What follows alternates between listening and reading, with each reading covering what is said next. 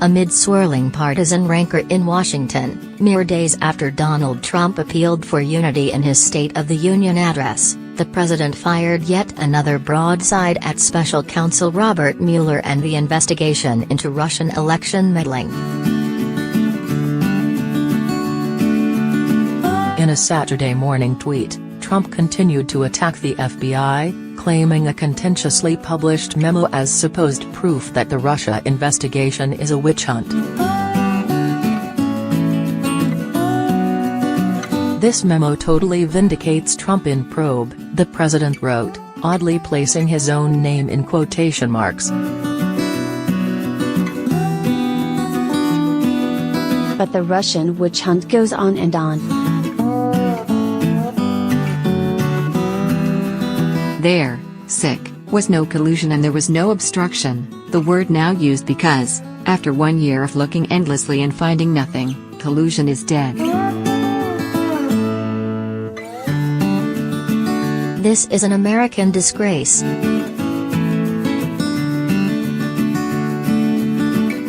The 4-page memo, which was cleared by Trump and published on Friday by the House Intelligence Committee Chairman, Devin Nunes, against protests from Democrats, the Department of Justice and the FBI, claims bias against Trump within the FBI and focuses on the approval of a surveillance warrant in 2016 to monitor Carter Page, a former foreign policy advisor. The document alleges that in order to obtain its warrant the FBI relied on material from a dossier compiled by a former British spy, Christopher Steele, detailing an alleged years-long campaign by Russia to cultivate Trump and sow discord in the U.S. A key assertion in the memo is that the FBI did not include in its warrant application knowledge that the Steele dossier was partly funded by Democrats. The FBI has struck a defiant tone. Hours after Trump declassified the memo on Friday, against the wishes of the national security community, the FBI director, Christopher Wray, sought to rally his agents. "Talk is cheap, the work you do is what will endure," Wray wrote in an internal note leaked to media sources. "We speak through our work.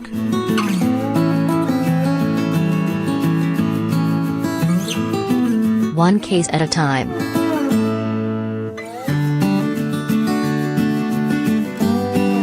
One decision at a time."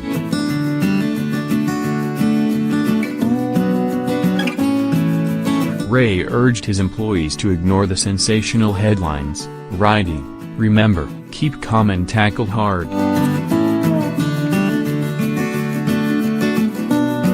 The message followed speculation that Wray might resign over the release of the memo, which he had warned against in a rare public rebuke.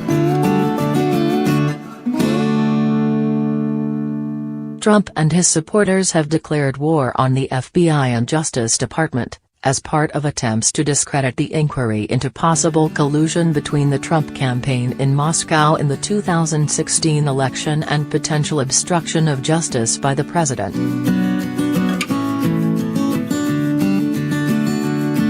The memo has been attacked regarding its inconsistencies and omissions, which critics say show a deliberate attempt to undermine special counsel Robert Mueller.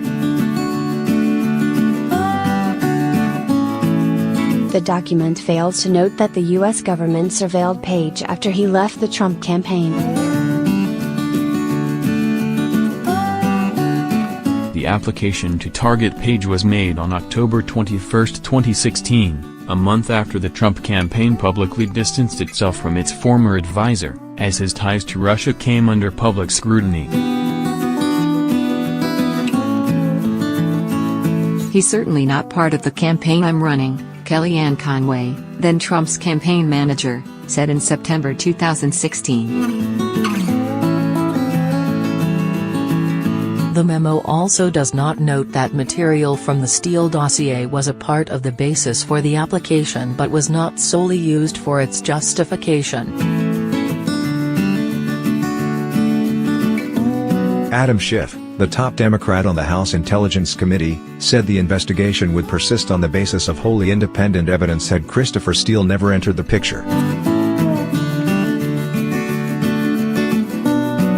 The memo confirms that the U.S. government investigation into Russian meddling originated in an assertion to an Australian diplomat by George Papadopoulos, another foreign policy advisor to Trump's campaign, that Moscow possessed damaging information about Hillary Clinton.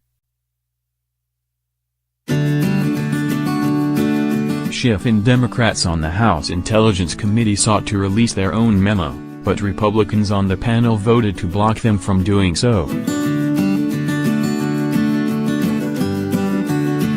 Critics fear Trump will use the memo as justification for firing high-ranking officials at the FBI and Justice Department.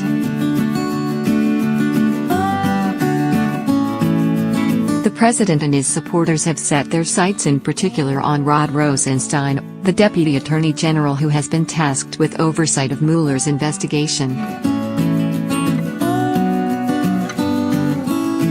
Trump was asked on Friday if he still had confidence in Rosenstein. He told reporters in the Oval Office, "You figure that one out."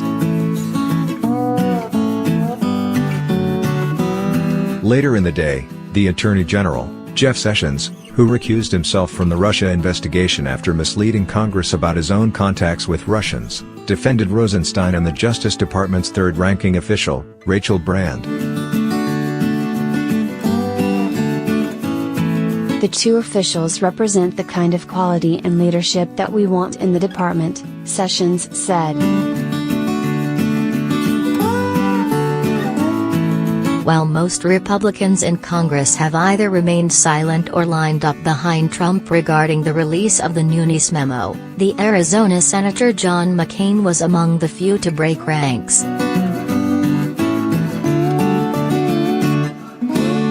The American people deserve to know all of the facts surrounding Russia's ongoing efforts to subvert our democracy, which is why Special Counsel Mueller's investigation must proceed unimpeded, he said in a statement.